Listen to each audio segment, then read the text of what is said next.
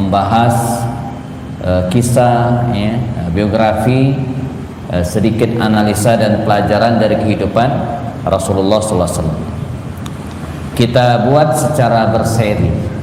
Ini kalau tidak salah seri yang kelima, kelima atau keenam, kelima kalau tidak salah ya.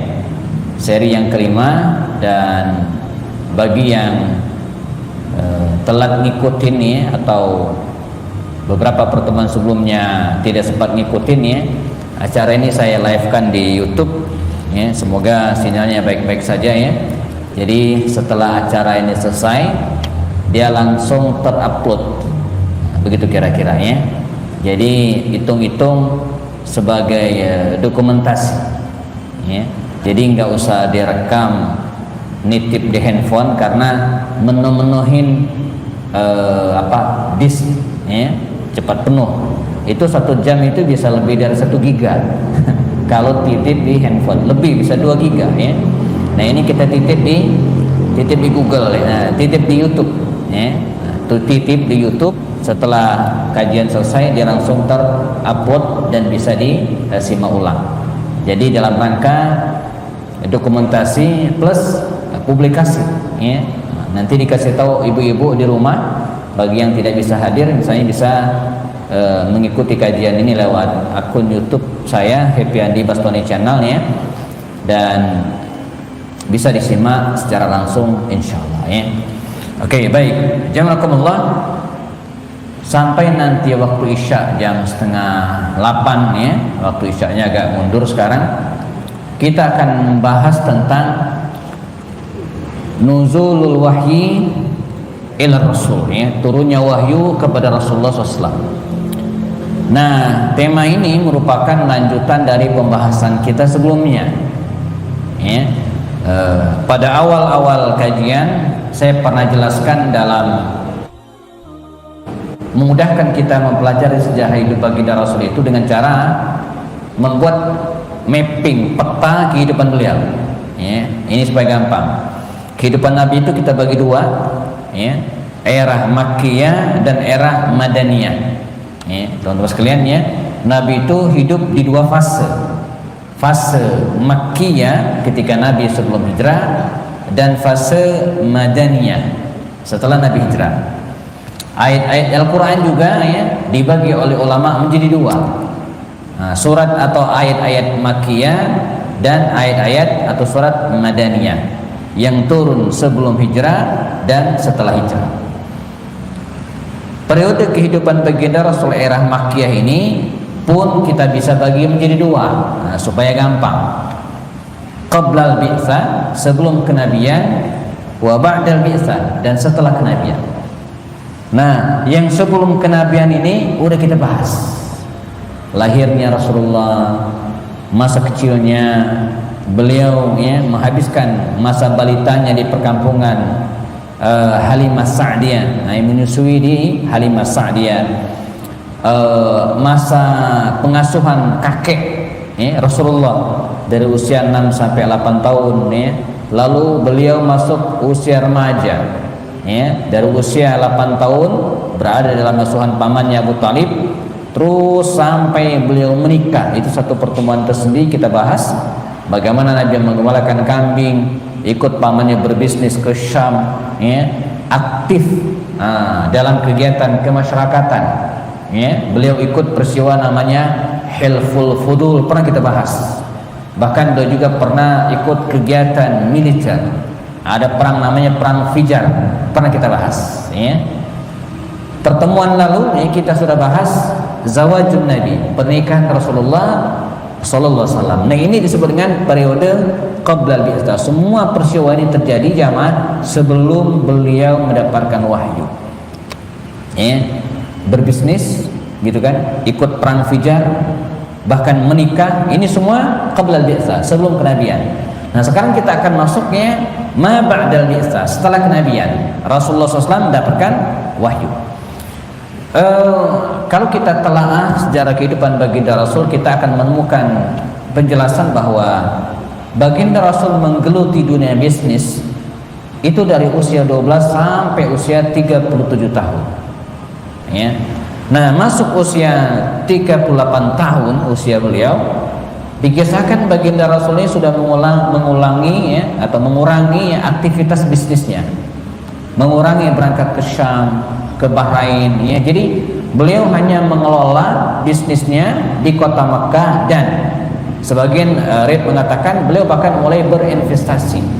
Jadi memberikan sebagian barang dagangannya bersama dengan Khadijah untuk dikelola dan dibawa bisnis oleh orang lain. Nah, makanya dalam tahapan-tahapan pengusaha itu ya, yang paling tinggi itu ya investor, berinvestasi gitu ya.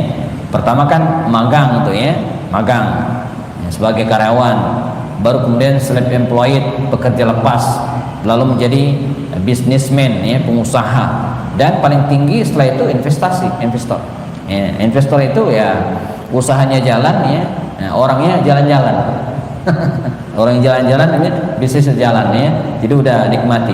Nah, baginda Rasul masuk usia 38 tahun itu jemaah, beliau sudah mengurangi aktivitas keduniawian ini. Apa yang beliau lakukan?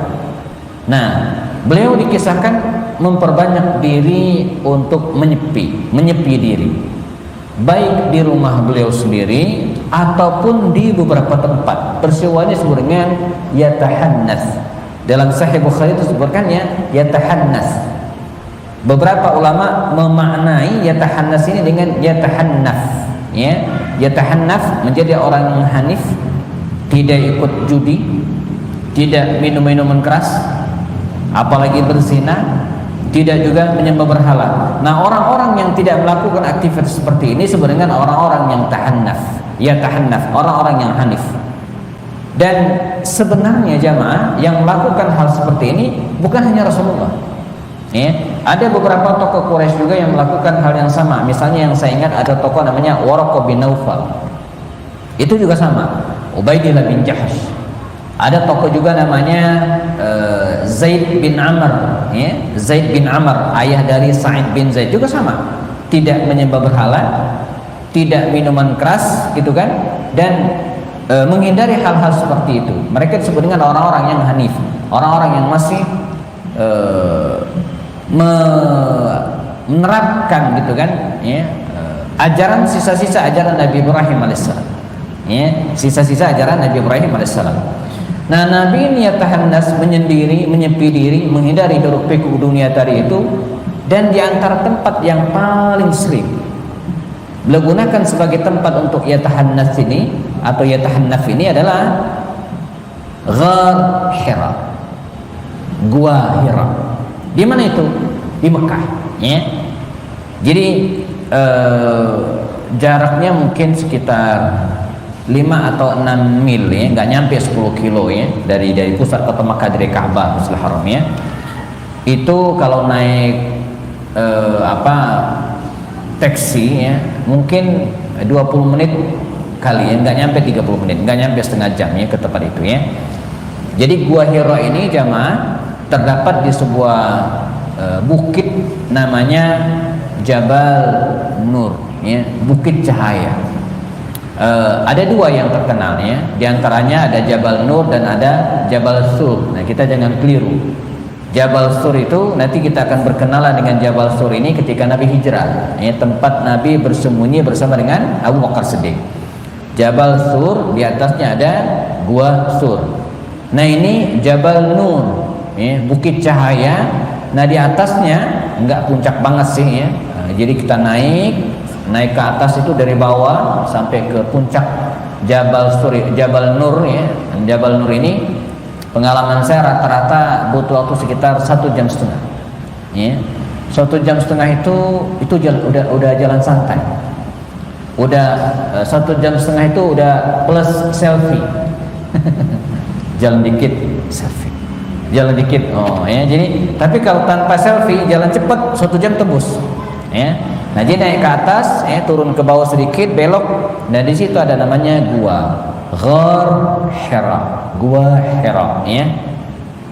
Di tempat inilah baginda Rasul paling sering menghabiskan waktunya janganlah menyendiri. Dan kalau kita lihat tempat tersebut tidaklah besar ya. Saya yang ukurannya 160-an itu masih bisa berdiri leluasa. Nah, Tapi bagi teman-teman yang 170 lebih mungkin harus agak nunduk gitu kan, masuk ke dalam gua tersebut ya. Jadi muat mungkin 4-5 orang sudah sempit kalau pas di dalamnya banget gitu ya. Nah kalau kita ke sana biasanya nggak tahu kalau di masa pandemi ya, di luar pandemi itu rame luar biasa. Datang subuh-subuh juga rame gitu kan. Nah, jadi dan macam-macam ya, ada yang yasinan, ada yang tahlilan gitu ya, terutama orang-orang dari Pakistan ya. Nah di situ kadang pemerintahan Arab Saudi itu suka cerewet, jadi larang yang begituan karena memang tidak ada sunnahnya. Pun pemerintahan Arab Saudi sepengetahuan saya juga tidak menjadikan Gua Hira ini sebagai tempat yang harus dikunjungi, enggak ya. Makanya fasilitas naik ke atas juga seadanya ya. Jadi tidak dibuat resmi oleh pemerintahan Arab Saudi. Nah disinilah Nabi bertahanus, jamaah duduk menyepi diri. Kalau kita lihat posisi Rasul itu duduk itu ya, itu menarik. Jadi kalau kita masuk ke dalam gua tersebut itu ada bolongan kecil ya, kecil. Itu kita bisa ngintip, lihat itu kelihatan Burj Sa'ah, Tower Zamzam ya, di mana di bawahnya ada Ka'bah. Jadi bisa dipastikan baginda Rasul ketika bertahanus di Gua Hira ini ya, itu menghadap ke kiblat. Menghadap ke kiblat. Itu persis. Ya, makanya kalau pengen sholat dan memang tidak ada sunnahnya gitu kan, ya sholat duha atau apalah gitu kan, itu bisa menghadap ke kiblat. Guanya itu ya, menghadap ke kiblat. Nah ini Ghar Hira, Gua Hira terletak di atas bukit cahaya. Saya belum mendapatkan cerita ya, mengapa bukit ini disebut dengan bukit cahaya, Jabal Nur ya. Bisa jadi ada yang mengatakan bercahaya gitu ya. Tapi yang jelas begini, di tahun 2016 ya, 16-an ya, 15 tahun 16 ya, 2016-an. Saya pernah umroh bawa jamaah alumni ITB. Mohon maaf kalau di sini ada alumni ITB. Itu ada hal yang berkesan bagi saya. Jadi Mas Bayu ini ketika dia naik alumni IPB, dia ngambil batu itu jamaah kemudian digini-giniin di bebukitan Jabal Nur. Ustadz katanya, saya ya sempat belajar yang beginian. Ya, saya sempat belajar yang beginian. Ini menurut perkiraan saya, bebukitan atau bebatuan di bukit Jabal Nur ini ya, itu sangat kaya dengan kandungan emas. Wallahu a'lam. Saya nggak ngerti yang beginian ya. Nah jadi ada juga mengatakan kalau malam hari dan kemudian rembulan lumayan terang, kita tidak perlu bawa penerangan, dia bercahaya. Ya, kita bisa jalan dengan baik di tempat tersebut. Wallahu a'lam ya, apakah karena ini bukit tersebut dijuluki dengan Jabal Nur atau bukit cahaya atau dengan alasan-alasan yang lainnya. Atau bisa jadi karena memang di sini Allah Subhanahu wa taala menurunkan An-Nur. Ya, An-Nur dalam Al-Qur'an itu adalah Al-Qur'an. Ya, jadi An-Nur itu nama lain dari Al-Qur'an. Kan Al-Qur'an, Al-Furqan, itu kitab suci kita An-Nur. Karena wahyu pertama turun di tempat ini, mungkin ya, maka Jabal ini, bukit ini disebut dengan Jabal An-Nur. Nabi bertahanus 2-3 tahun rutin beliau ke tempat tersebut, kadang menginap, kadang pulang, kadang berhari-hari diantarkan makanan oleh istrinya Khadijah di gua ini, alhamdulillah. Dan sampai suatu saat datanglah seorang laki-laki, dan ini menjadi kisah turunnya wahyu kepada baginda Rasulullah ya. Mendatangi baginda Rasul dan kemudian ya, menyodorkan sebuah lembaran as-sahifah ya, dan mengatakan kepada Muhammad Rasulullah SAW, ya Muhammad, kata laki-laki ini, Iqra, baca. Maka dalam riwayat baik Imam Bukhari ataupun Sahih Muslim dikatakan ma ana biqari, demikian redaksi hadisnya, ma ana biqari. Para ulama salaf dulu pada generasi-generasi awal menakwilkan kalimat ma ana biqari ini dengan penjelasan saya tidak bisa membaca. Saya tidak bisa membaca. Dan karenanya lalu kemudian muncul konklusi, kesimpulan bahwa Nabi itu buta huruf. La yaqra wa la yaktub. Nahnu qaumun ya, kami adalah kaum yang tidak membaca dan tidak menulis. Nah ini pendapat umumnya para ulama generasi-generasi awal. Kalau kita baca penjelasan mereka, gitu kan? Ma'ana biqari, saya tidak bisa membaca. Disodorkan 2 kali dengan kalimat yang sama. Nabi mengatakan pada kali yang ketiga jamaah, Nabi gemetar ketakutan, ya, maka laki-laki ini memeluk baginda Rasul, menenangkan beliau dan kemudian membaca lembaran tersebut. Iqra bismi rabbikal ladzi khalaq, khalaqal insana min 'alaq, iqra wa rabbukal akram, alladzi 'allama bil qalam, 'allamal insana ma lam ya'lam. 5 ayat dari surat Al-Alaq. Iqra bismi rabbikal ladzi khalaq, khalaqal insana min 'alaq, iqra wa rabbukal akram, alladzi 'allama bil qalam, 'allamal insana ma lam ya'lam. 5 ayat ini, ya, yang kita kenal kemudian menjadi wahyu pertama turun kepada Rasul sallallahu alaihi wasallam. Karena itu para ulama menjelaskan terkait dengan Al-Quran ini, ya, seperti Imam As-Suyuti mengatakan Al-Quran itu turun kepada baginda Rasul, ya, atau kepada kita umat Islam, ya, 2 tahapan, 2 gelombang, ya. Tahapan pertama min indillah baitul izzah sidratil muntaha, dari sisi Allah Subhanahu wa taala, ya, ila sama'i dunya, dalam demikian menurut Imam As-Suyuti dan para ulama, ila sama'i dunya. Nah, ini Al-Quran ini turun dari Allah SWT ke langit dunia ini, ya, daf'atan wahidah, satu paket utuh 30 juz full, ya. Nah, dari sama dunia ke Rasulullah ini turun munajjaman, bertahap, dicicil. Yang pertama kali turun adalah 5 ayat dari surat Al-Alaq. Ini penjelasan ulama jumhur. Saya mengambil pendapat yang mayoritas. Nanti ada pendapat lain mengatakan bahwa yang turun bukan itu, Bismillah dan seterusnya. Ini pendapat yang masyhur saja biar kita nggak bingung, ya. Maka turunlah ayat ini, ya, 5 ayat ini, dan setelah itu putus. Ya. Nah, beberapa bulan kemudian baru turun beberapa ayat yang lain, ya. Di antara adalah surat Al-Muzammil dan surat Al-Muddatsir serta ayat yang lain. Nah, jadi Al-Quran turun kepada baginda Rasulnya 2 tahapan. Tahapan pertama sekaligus utuh 30 juz. Nah, dari langit dunia ini dicicil oleh malaikat Jibril kepada baginda Rasul sampai turun semua, ya, selama kira-kira 23 tahun.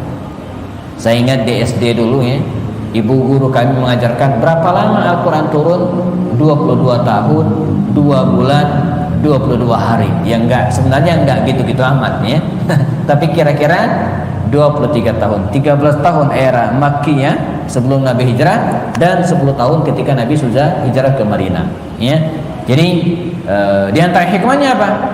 Al-Quran diturunkan secara bertahap, ya, linutsabbita bihi fuadak, untuk memantapkan di hati Rasulullah, ya. Untuk apa lagi? Memudahkan beliau menghafal. Coba bayangin kalau 30 juz blok turun, capek kita menghafalnya. Maka dengan diturunkan secara bertahap, turun kepada baginda Rasul, hafal oleh beliau, disampaikan kepada para sahabat dengan 2 instruksi, ya. Setiap kali ayat itu turun jamaah kepada baginda Rasulullah, ya, maka langsung disampaikan kepada para sahabat dengan 2 perintah. Apa itu? Pertama, ihfaz hadhil ayat waktubha. Luar biasa. Hafalin ayat ini, kata Rasul, dan tulis. Maka di masa baginda Rasul kita mengenal kutabul wahyi, para penulis wahyu, para pencatat wahyu. Mereka menulis, ya, dan mencatat wahyu-wahyu tersebut. Karenanya kalau kita bicara tentang Al-Quran, teman-teman sekalian yang menghafal hari ini, ya, kita yakin 100%. Ya, ini bukan hanya masalah keimanan, tapi masalah logika.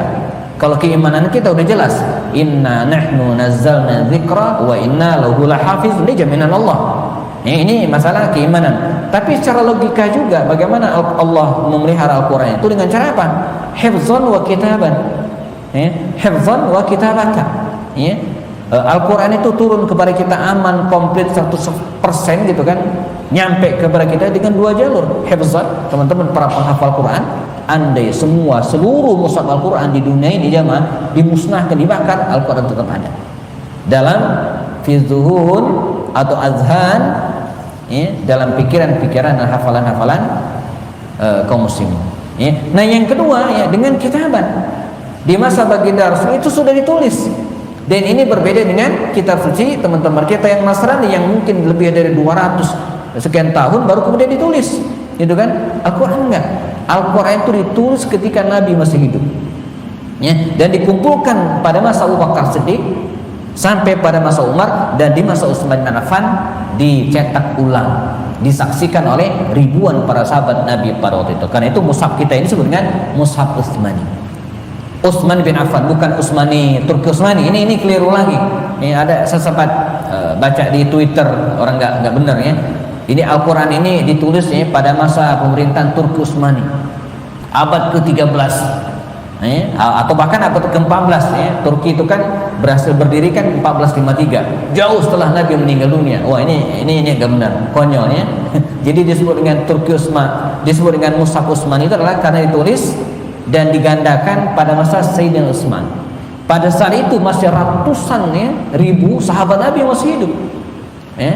Masih banyak para sahabat Nabi yang masih hidup pada waktu itu menyaksikan turunnya wahyu dan mengoreksi kalau ada yang salah catat. Nggak mungkin kan? Ini disebut dengan mutawatir lafzi. Ya, Al-Quran turun kepada kita dengan lafaz mutawatir yang turun langsung dari Rasulullah SAW ya, dari generasi ke generasi kepada kita. Ya, Al-Quran dijamin oleh Allah berdasarkan akidah kita, keyakinan kita, dan secara logika juga demikian. Dan tidak ada kitab suci yang seperti ini. Mungkin turun-temurun kitab ya, tapi tidak ada yang menghafal. Siapa yang menjamin bahwa kitab tersebut tidak ngeblur tulisannya? Mohon maaf, saya pernah bertemu diskusi dengan salah seorang aktivis, dua orang aktivis Nasrani ya, saksi-saksi Yehova. Dia bawa kitab mereka, judulnya Terjemahan Dunia Baru, bisa dicek. Pada ayat, saya lupa ayat berapanya, tapi ada yang kosong. Ingat ayat 11. Saya bolak-balik, kita diskusi. Saya bilang, ini ayat Anda ini, kitab suci ini katanya benar, asli, beda dengan kitab-kitab yang lainnya, Injil yang lainnya. Tapi kenapa ini kosong? 10, nomor 10 ada bunyinya, teksnya. 11 kosong, 12 ada. Saya bisa tunjukkan, saya masih simpan kitab suci mereka itu sebagai dokumentasi gitu ya. Dan kenapa kosong? Kok nggak ada tulisannya? Kata mereka apa? Begini ya, mungkin dulu ketika proses penulisan ulang atau penerjemahan dari bahasa Ibrani, bahasa aslinya, ke bahasa asingnya, mungkin ada tulisan yang nggak jelas, kabur. Daripada salah tulis atau salah terjemah, maka mendingan dihilangin saja gitu. Baik, kalau begitu minimal kitab suci Anda ini, saya bilang kurang satu ayat, ini nggak ada. Dia nggak bisa jawab gitu kan? Kurang nggak ada. Kenapa? Karena mereka nggak menghafal. Kalau tulisannya salah gitu kan, atau ngeblur, maka akan diluruskan oleh anak-anak kita yang hafal Quran hari ini. Jadi luar biasa. Turun wahyu pertama, surat Al-Alaq 1-5. Pulanglah baginda Rasul ke rumahnya, masih dalam keadaan ketakutan.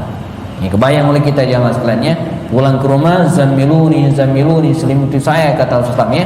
Maka Khadijah yang taat segera menyambut suaminya baginda Rasul, menenangkannya, dan kemudian memberikan air minum kepada baginda Rasul.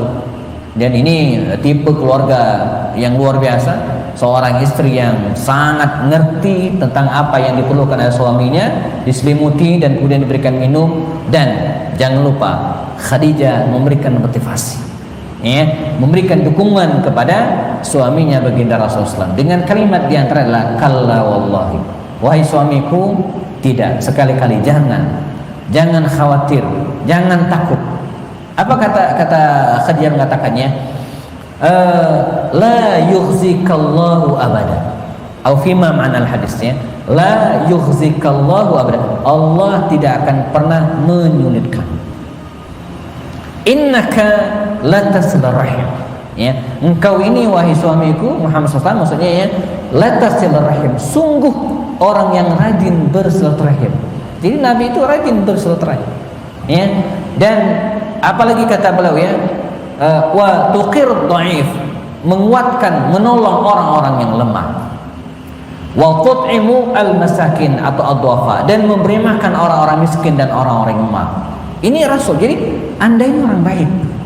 Kata Khadijah, Anda ini orang baik, suka bersilaturahim, memberi makan orang yang tidak mampu dan seterusnya.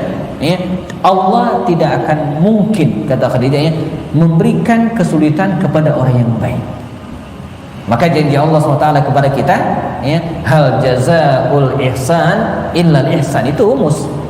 Ya, hal jazaul ihsan illal ihsan. Tidak ada balasan bagi orang yang suka berbaik itu, insya Allah akan mendapatkan kebaikan juga, ya. Nah, ada yang langsung, ada yang belakangan balasan dari Allah SWT, ya. Nah, engkau ini orang baik, ya, tidak akan mungkin Allah memberikan kesulitan untukmu. Maka setelah baginda Rasul agak tenang, maka dipertemukanlah, ya, Rasulullah SAW dengan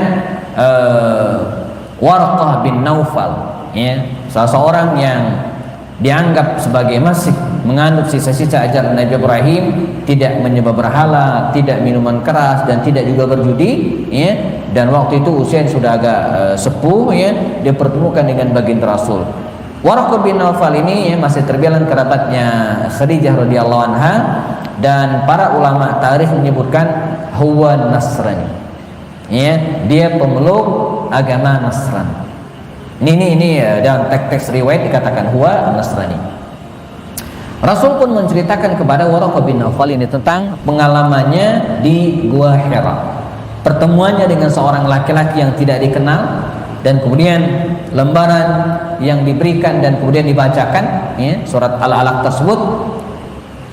Kata Warqah bin Naufal, tib khatiran ya bana akhi, jangan khawatir wahai keponakan, ya, sungguh yang mendatangimu, gitu kan, di Gua Hira itu, di atas bukit Nur atau Jabal Nur itu, huwa An-Namus, huwa An-Namus, demikian dalam riwayat. An-Namus ini nama lain, ya, atau bahasa yang dipakai pada waktu itu untuk menyebutkan nama Jibril, Jibril alaihissalam, ya, yang dulu sering ketemu dengan Musa, kata Warqah, ya. Jadi yang mendatangimu adalah An-Namus, ya, Jibril alaihissalam, yang dulu, ya, sering mendatangi Musa alaihissalam. Sungguh, kata Warqah bin Naufal, engkau akan menjadi nabi akhir zaman. Dan nanti, kata Warqah bin Naufal, ya, seandainya kaummu mengusirmu, jadi dia sudah tahu nabi itu akan diusir, ya. Nanti suatu saat kaummu mengusirmu, ya Muhammad, saya akan menjadi pembelasnya. Ya, namun sayang, dalam riwayat Aisyah dituturkannya, qabla, sebelum baginda Rasulullah SAW, yuzhir da'watahu, ya, berdakwah secara jahriyah, ya, karena Nabi itu berdakwah sirriyah dulu 3 tahun lamanya, setelah itu berdakwah secara jahriyah, ya. Sebelum baginda Rasul menjaharkan, ya, dakwahnya, Warqah bin Naufal ini meninggal dunia, ya, sehingga dia tidak sempat membela Rasulullah dan menyertai dakwah Rasulullah. Karena itu ketika ditanyakan tentang status Warqah bin Naufal ini, baginda Rasul kemudian bersabda, saya pernah bermimpi, ya, kata Rasulullah, saya pernah bermimpi melihat Warqah bin Naufal, ya, menggunakan pakaian abyad, putih, menggunakan pakaian putih. Seandainya Warqah itu masuk ke dalam neraka, sungguh dia akan menggunakan pakaian selain itu, ya. Jadi kalau Warqah bin Naufal ini masuk ke dalam neraka, maka dia tentu akan menggunakan pakaian selain itu, selain yang putih maksudnya, ya. Dalam riwayat Imam Tirmizi bahkan ditambahkan, ya, bahwa Warqah bin Naufal ini, ya, Allah Subhanahu wa taala telah menyiapkan bagi Warqah bin Naufal ini jannatan au jannatain, ya. Allah telah menyiapkan bagi Warqah, ya, 2 kebun surga atau 1 kebun surga. Para ulama perawi itu ragu, jannataini atau jannatan, 1 atau 2 kebun surga, sehingga bisa dipastikan dan dijawab bahwa posisi Warqah bin Naufal ini, ya, nanti di akhirat, ya, min ahli al jannah. Demikian kesimpulan para ulama. Baginda Rasul menerima wahyu yang pertama dan resmilah, ya, beliau diangkat menjadi nabi, ya. Beliau menjadi nabi, mendapatkan wahyu dari Allah SWT, walam yursal, tapi belum menjadi rasul, belum ada perintah untuk berdakwah, baru untuk diri beliau sendiri, ya. Jadi ada yang mengklasifikasikan perbedaan Nabi dengan Rasul itu ya, kalau Rasul itu diperintahkan untuk berdakwah lebih masif kepada kaum dan luar kaumnya, tapi kalau Nabi tidak. Nah, beberapa bulan kemudian jamaah, maka turunlah firman Allah Subhanahu wa taala, di antara adalah surat Al-Muzammil dan surat Al-Muddatsir. Pada surat Al-Muddatsir Allah Subhanahu wa taala berfirman, ya ayyuhal muddatsir qum fa'anzir.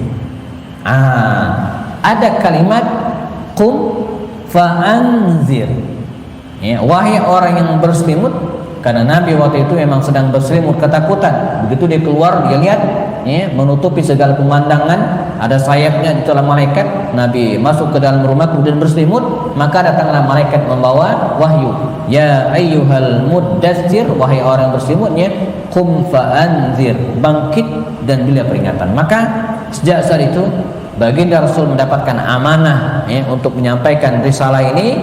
Beliau pun memulai dakwahnya. Jadi, mulai dari orang-orang dekatnya Khadijah, kemudian putra-putri Khadijah ya, Hindun Abu Hala, lalu kemudian anak-anak beliau yang sudah gede waktu itu, ada Zainab, ada Ruqayyah, ada Ummu Kulsum. Fatimah waktu itu baru 5 tahun ya. Kemudian beliau mendakwai siapa lagi? Ali bin Abi Thalib ya, yang usianya waktu itu baru 8 tahun. Lalu ya, beliau mendakwai siapa lagi? Pengasuhnya ya, Ummu Aiman Barakah bintu Tha'labah. Jadi Ummu Aiman ini adalah budak Habasyah yang diwarisi Rasul dari ayahnya Abdullah. Ketika ayahnya meninggal dunia ya, ayahanda Rasul ini mewariskan 5 ekor unta, beberapa ekor kambing, dan seorang hamba sahaya wanita bernama Ummu Aiman Barakah bintu Tha'labah. Orang-orang ini kemudian masuk Islam. Ummu Aiman masuk Islam. Lalu kemudian menyusul siapa lagi? Zaid bin Haritha ya, Zaid bin Haritha ini adalah anak angkat Rasulullah SAW yang dulu ya, budak milik Hakim bin Hizam, dihadiahkan kepada Khadijah, oleh Khadijah diserahkan kepada Rasulullah, oleh Rasulullah dimerdekakan dan kemudian diangkat anak ya. Sempat diangkat anak, namanya Zaid bin Haritha, satu-satunya sahabat Nabi yang namanya ada dalam Al-Quran.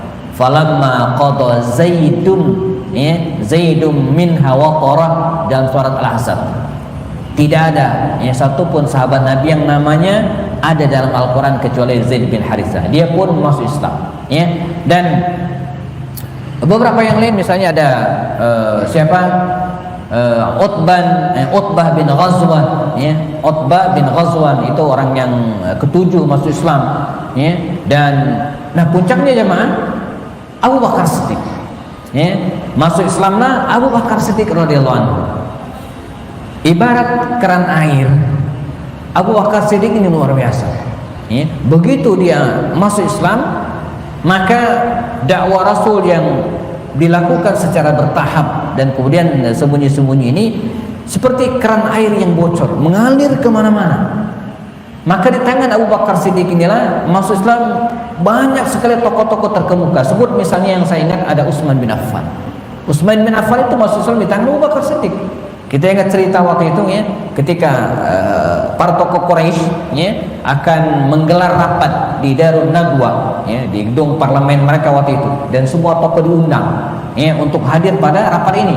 Waktu itu Rasulullah sudah menjadi nabi dan sudah banyak masuk Islam, termasuk Abu Bakar Siddiq. Utsman bin Affan sebagai tokoh dari kabilah Bani Umayyah juga ya, dia ingin datang dari rumahnya menuju ke Darun Nadwa ini. Dia jalan kaki dan di tengah perjalanan ketemu dengan Abu Bakar Siddiq. Abu Bakar, kata Abu Bakar, mau kemana?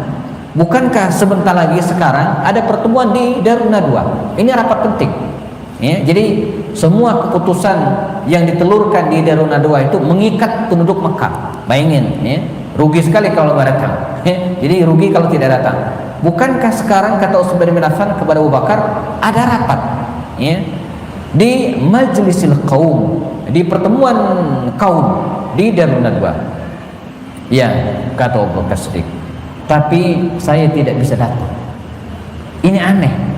Biasanya kalau diundang di Darun Nadwa, Pak, diundang di Darun Nadwa, maka seluruh acara yang lain di-cancel. Ini yang paling penting. Maka ketika mendengar saya tidak bisa datang, li amrun aham, Saya punya urusan yang ahamun, lebih penting. Kaget Utsman. Urusan apa? Adakah urusan yang lebih penting dari ini? Gitu kan? Dari pertemuan ini. Urusan apa? Kata Abu Bakar Siddiq, kita sahabat. Ya, kita adalah teman. Ya, katanya, ini urusan dengan Muhammad SAW. Muhammad, kenal? Iya. Asdaqu minna aminun, kata Utsman, orang yang paling jujur di antara kita, orang yang digelari dengan Al-Amin sejak kecil. Ada apa dengan dia? Kata Abu Bakar Siddiq kemarin, saya akan menyampaikan sesuatu tentang Muhammad kepada Anda, tetapi al-amru bil kitman, tapi tolong rahasiakan. Qabilt, baik engkau terima atau engkau tolak. Gimana? Janji? Jadi diambil kesepakatan dulu oleh Abu Bakar, karena nggak boleh bocor. Jadi saya akan menceritakan tentang Muhammad, urusan dengan Muhammad, tapi mohon dirahasiakan. Engkau setuju atau tidak, dirahasiakan. Deal, kata Utsman. Saya akan rahasiakan. Maka bertemulah mereka dengan Rasulullah SAW, dijelaskan tentang Islam. Wa aslama Utsman. Utsman pun memeluk Islam. Dan itu para ulama menjelaskan bahwa afdhalus sahabati ba'da Rasul, jemaah, sahabat Nabi yang paling afdal setelah Rasul adalah Abu Bakar Siddiq radhiyallahu anhu. Mengapa? Di antaranya adalah selain dia masuk Islam pada awal-awal dakwah, asbaqus sabiqin fil Islam, orang yang paling dulu masuk Islam di antara kalangan dewasa. Selain itu juga di tangannya lah ada puluhan tokoh-tokoh terkemuka memeluk Islam. Jadi kasarnya, sebesar apapun keutamaan Utsman, dia tidak akan bisa melampaui Abu Bakar Siddiq. Mengapa? Karena Utsman masuk Islam berkat dakwah dan ajakan Abu Bakar Siddiq.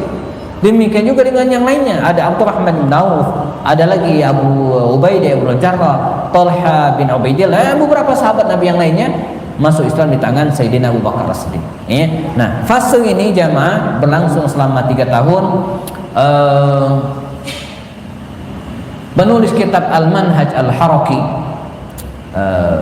Dr. Munir Muhammad Ghadban, dalam kitab tersebut mengatakan, selama ini biasanya banyak yang membagi fase dakwah Rasul itu menjadi 2, sirriyatan wa jahriyah, era diam-diam dan terang-terangan. Tapi Dr. Munir Muhammad Ghadban dalam kitab Al-Manhaj Al-Harakinya, ini menarik, membagi fase dakwah Nabi itu menjadi 3. Pertama adalah sirriyatu da'wah wa sirriyatu tanzim. Ini bahasa beliau. Dakwah dilakukan secara diam-diam dan orang-orangnya pun tidak dipublish, sehingga ketahuan. Nggak ketahuan siapa yang sudah masuk Islam. Bahkan sesama Muslim sendiri nggak tahu, Pak. Jadi nggak tahu kalau dia udah masuk Islam dan dia juga udah masuk Islam, saking dirahasiakan. Ini fase disebut dengan sirriyatu da'wah wa sirriyatu tanzim. Jadi betul-betul dirahasiakan. Hanya orang-orang tertentu yang tahu bahwa temannya udah masuk Islam. Udah Isya? Udah ya. Saya teruskan 2 poin ini lagi. Nah, poin yang kedua, sebenarnya kita break setelah Isya. Yang kedua adalah jahriyatu da'wah wa sirriyatu tanzim. Nabi sudah memulai menjaharkan dakwahnya, tetapi orang-orangnya belum dipublish. Jadi sudah dakwah Nabi itu sudah menjadi rahasia umum. Lucu rahasia tapi umum gitu dirahasiakan, tapi semua orang tahu bahwa Nabi itu berdakwah. Maka pada fase ini Abu Jahal itu menyampaikan begini kalimat: Na'lamu anna Muhammadan ja'a bi dinin jadidin wa bid'in wa najhalu man ma'ahu. Kita tahu Muhammad itu datang bawa ajaran baru, dinin jadidin wa bid'in, baru dan bid'ah, kata dia kan, karena beda dengan ajaran nenek moyang mereka.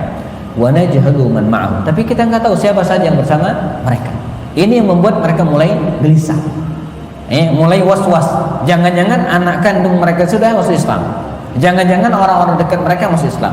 Fase yang ketiga adalah fase jahriyatu dakwah wa jahriyatu tanzim. Setelah Umar masuk Islam, dakwah dilakukan terang-terangan, Nabi berdiri di atas bukit Safa, semua orang tahu itu kan, dan kaum muslimin pun ya menyatakan diri tentang keislamannya. Maka pada fase ini banyak hal-hal yang lucu. Mereka tidak tahu kalau temannya udah masuk, ente udah masuk Islam, ente.